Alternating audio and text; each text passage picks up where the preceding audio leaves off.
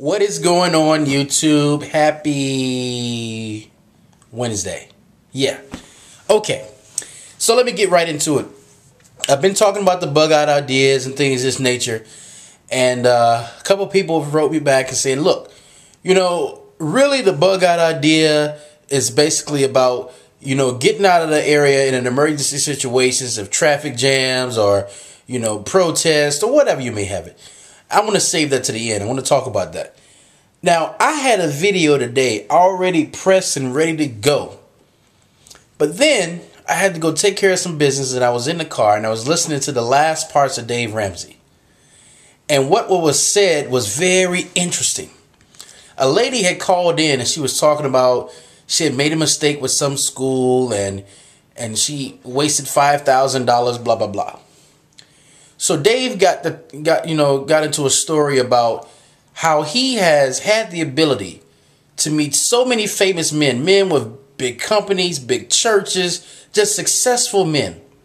And one thing that he said all these men had in common was they failed themselves to success, meaning that they failed many times before they actually became successful, right? And then he talked about that. I thought, okay. And then he said a statement that was so profound. He said the statement went like this. He said, either you learn to become comfortable, making mistakes and things of this nature, or you will work for a person that makes a lot of mistakes. Meaning, and I probably messed it up the way I just said it, but meaning what I'm saying is that people who take risk and get out there and make things happen are the ones who are successful. The people who sit in their houses and complain about the government and all these other kind of things and don't do anything, these are the people that won't make it. Now, speaking of the government, we had the State of the Union address last night, which I didn't watch, by the way, because that doesn't pertain to me. Because I don't tend to wait for the government to help me out. There are some of you who watch that for the very reason to see, what is Barack Obama going to give us? What is he going to do to help us? If that's what you're doing, you're in a sad case and you need to change today. Now, what was so interesting about Dave is that he said he doesn't believe the unemployment numbers. The reason why was because he went back to the beginning of his business. He started his business at a card table. When he started writing his book, The Total Money Makeover, right? His oldest son helped him put the book together on the living room floor. And it was nothing fancy, right? A lot of businesses, Mike Dale started his business in his dorm room. And what he said is there are a lot of Americans right now who are on the floor putting papers together, putting pamphlets together, and their mind is working. And in 10 years from now, you'll know who they are by the companies they will create. Because one thing about a disaster is this. My wife tells me all the time, she said this to me. She said, you know what? I love it when something bad happens. And I'm like, wow, that's a strange statement. Why? Because I know that when something bad happens, that you would do your best and you would come up with some of your best ideas, right? During that time. Because think about it, guys. When your back is against the wall, that's when really you start thinking.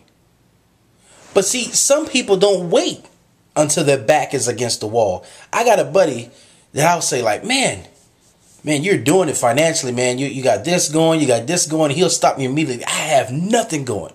Don't ever say that again. Because once you think in your head that everything's okay, boom, that's when a thunderstorm is coming. Just like that. Just like that. So here's my last bug out idea to get everything in perspective.